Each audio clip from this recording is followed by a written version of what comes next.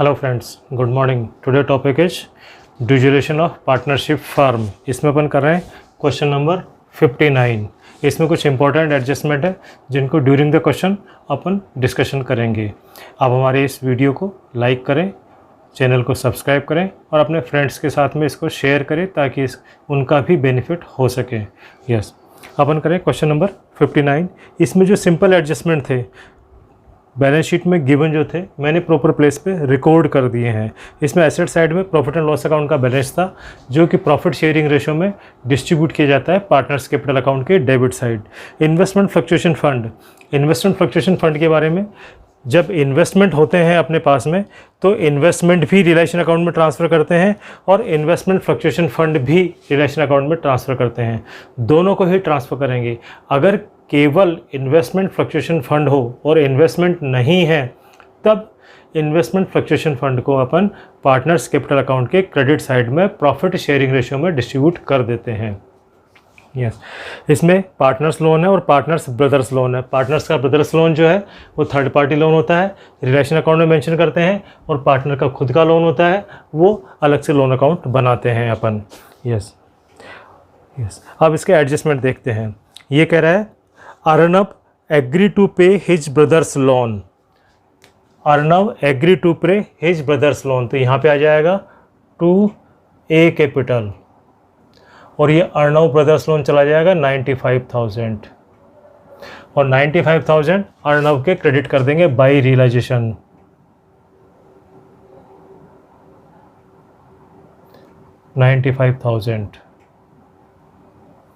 अर्नब के क्रेडिट कर देंगे 95,000।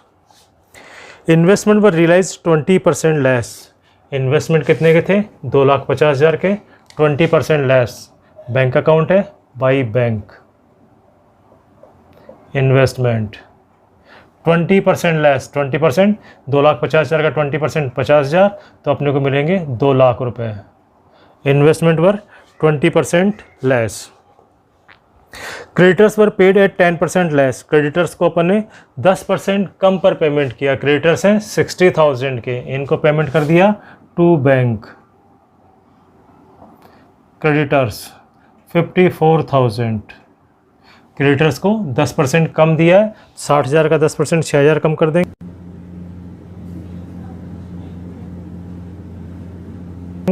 Building was auctioned for 3,55,000 and commission 5,000। Building को 3,55,000 में ऑक्शन किया है लेकिन ऑक्शनियर का कमीशन है 5,000। तो अपने को जो अमाउंट मिलेगा वो आफ्टर डिडक्टिंग ऑक्शनियर कमीशन अपने को मिलेगा 355 माइनस 5, 3,50,000। तो अपने बिल्डिंग से पैसे मिलेंगे 3,50,000। 3,55,000 में बेची और 5,000 रुपये अपने पास में कम मिलेंगे अपने को। 50% of the stock was taken over by Ragini at market price which is 20% less than the book value. 50% of stock by taken by Ragini. Ragini ने लिया तो बाई आर कैपिटल। स्टॉक अपने पास में 1,50,000। आधा इसका लिया 75,000।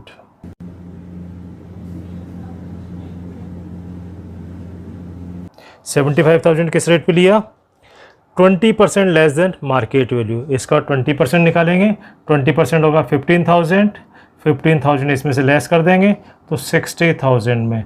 रागिनी ने जो स्टॉक लिया वो लिया 60,000 में स्टॉक और रागिनी के डेबिट कर देंगे टू रियलाइजेशन।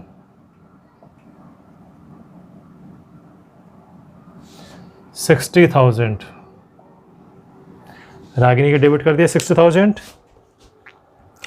यस, उसके आगे कह रहा है आपके पास में less than book value and remaining was sold at market price. बचा कितना? आधा रागिनी ने ले लिया, रिमेनिंग बचा अपने पास में 1,50,000 माइनस 75,000। यहाँ पे 60,000 मत करना लेस, बुक वैल्यू में से बुक वैल्यू लेस करते हैं। 1,50,000 की बुक वैल्यू थी, उसमें से बुक वैल्यू लेस कर दिया तो बचा 75,000 अपने पास में। 75,000 अगेन मार्केट प्राइस, तो मार्केट प्राइस क्या होगी?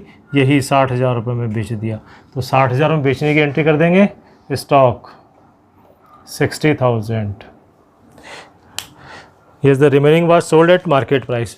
स्टॉक की मार्केट प्राइस क्या है? 20% लेस देन बुक वैल्यू। आधा स्टॉक रागिनी ने ले लिया, रागिनी की जो स्टॉक लिया उसकी बुक वैल्यू है 75,000, 20% लेस होता है तो 75,000 का 20% ये आ गया आपके पास में, इसका इंटू 20% जो आया वो ये हो गया 15,000 पर लेस कर दिया तो रागिनी ने 60,000 में लिया। तो रिमेनिंग स्टॉक जो बचेगा वो भी 75 का बचेगा तो उसकी भी मार्केट वैल्यू 60,000 होगी। तो 60,000 अपन ने बेचने की एंट्री कर दी। Yes, sold at the market price.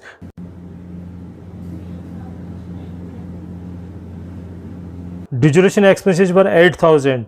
3,000 were to be borne by the firm and the balance by Drupad. The expenses paid by him.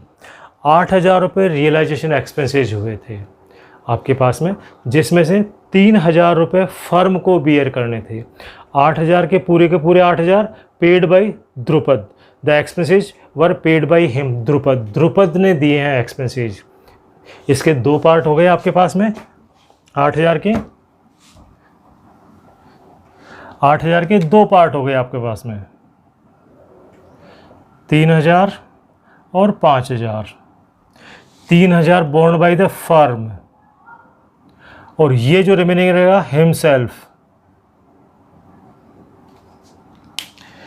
ये 8,000 के दो पार्ट कर दिए अपने, 3,000 एक तरफ कर दिया, 5,000 एक तरफ कर दिया।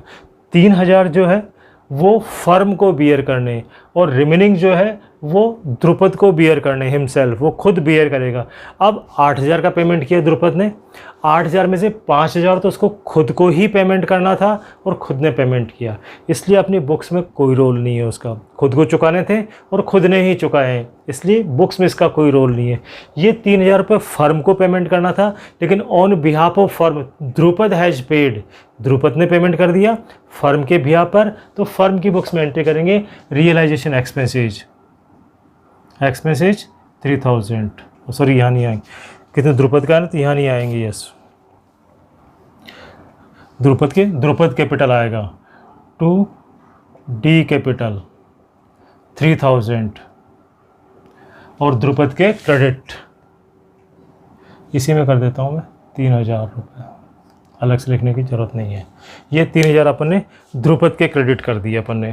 क्लियर है? ये क्या कह रहा है? Dissolution expenses 8,000, 3,000 were borne by the firm and the balance by the Drupad and the expenses paid by him. Drupad ने पेमेंट किया, फर्म को जितना बियर करना था उतना पैसा द्रुपद को दे देगी वो। अब आगे क्या कह रहा है? रिलेशन एक्सपेंसेज वगैरह कुछ नहीं कर रहा है। अब देखें लाइबिलिटीज़ का अपने को सबका पेमेंट करना होता है। लाइबिलिटीज़ में क्रेडिटर्स का पेमेंट हो गया आपके पास में, एज ब्रदर्स लोन का हो गया आपके पास में, और इन्वेस्टमेंट फ्लक्चुएशन फंड और प्रोविजन फॉर बैड डेट्स का पेमेंट नहीं करना होता है। यस, अब अपन इनका टोटल मेंशन करते हैं। 54,000 बैंक के क्रेडिट साइड में बाई रियलाइजेशन, 54,000 और इनका टोटल करते हैं अपन। इनका टोटल आएगा 4, 5, 11,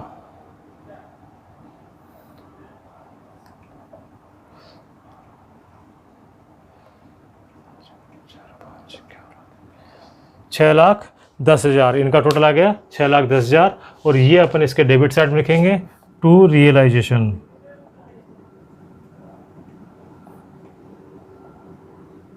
यस, अब अपने पास में करीब कंप्लीट हो गया।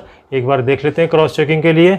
6,10,000 इधर से आ गए और आर कैपिटल 60,000 रुपये, ये आर कैपिटल 60,000 इधर आ गया आपके पास में, ए कैपिटल 95 इधर आ गया, बैंक का 54 इधर आ गया, डी कैपिटल 3,000 इधर आ गया। अब इसका प्रॉफिट या लॉस अपन कैलकुलेट करते हैं। 10,22,000 यह आएगा by loss transfer to capital account, A R D. Profit sharing ratio इनका 3:1 डिवाइड करेंगे 5 से, के पार्टनर्स कैपिटल अकाउंट के डेबिट साइड में मेंशन कर देंगे टू रियलाइजेशन।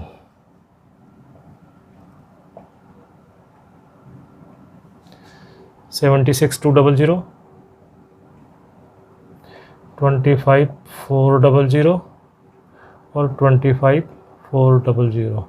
4 3 12 75 76, यस। अब इनका अपन कैपिटल अकाउंट का बैलेंस कैलकुलेट करेंगे।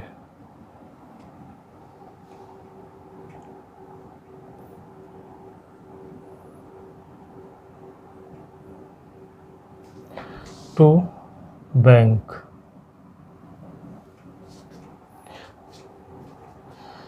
सेट 800,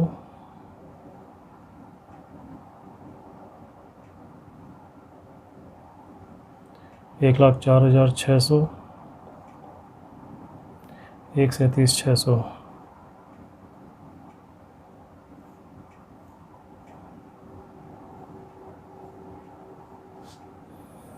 अब पार्टनर्स लोन अकाउंट का भी पेमेंट करेंगे बाई डी लोन अकाउंट,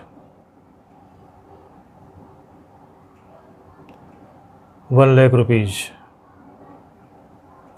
और इसके डेबिट साइड में लिखेंगे टू बैंक,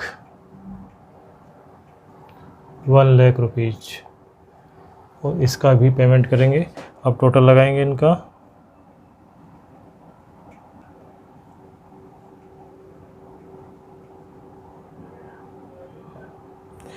इस तरह से आपका ये कैश अकाउंट का बैलेंस भी टैलीड हो गया। इस तरह से कैश का दोनों तरफ का बैलेंस टैलीड हो गया 6,60,000। इसमें जो कुछ इंपॉर्टेंट बातें थी वो यही थी कि आपके पार्टनर्स लोन अकाउंट था और डिफरेंट एडजस्टमेंट थे। कुछ आधा माल बेच दिया और आधा माल इन्होंने दूसरे भाव, जैसे स्टॉक 20% लेस पे पार्टनर लिया, 20% लेस पे मार्केट में बेचा आपने। इस तरह कुछ इंपॉर्टेंट एडजस्टमेंट थे। ड्यूरेशन एक्सपेंसेस से रिलेटेड इंपॉर्टेंट एडजस्टमेंट था कि 8,000 रुपये खर्च किए, सारा पेमेंट पार्टनर ने किया, जबकि 3,000 रुपये फर्म को बियर करने थे। ये सब इसके एडजस्टमेंट थे। आशा करता हूँ आपको ये समझ में आया होगा। आप हमारे इस चैनल को लाइक करें, सब्सक्राइब करें और अपने फ्रेंड्स के साथ में शेयर करें ताकि उनको भी इसका बेनिफिट मिल सके। Thank you.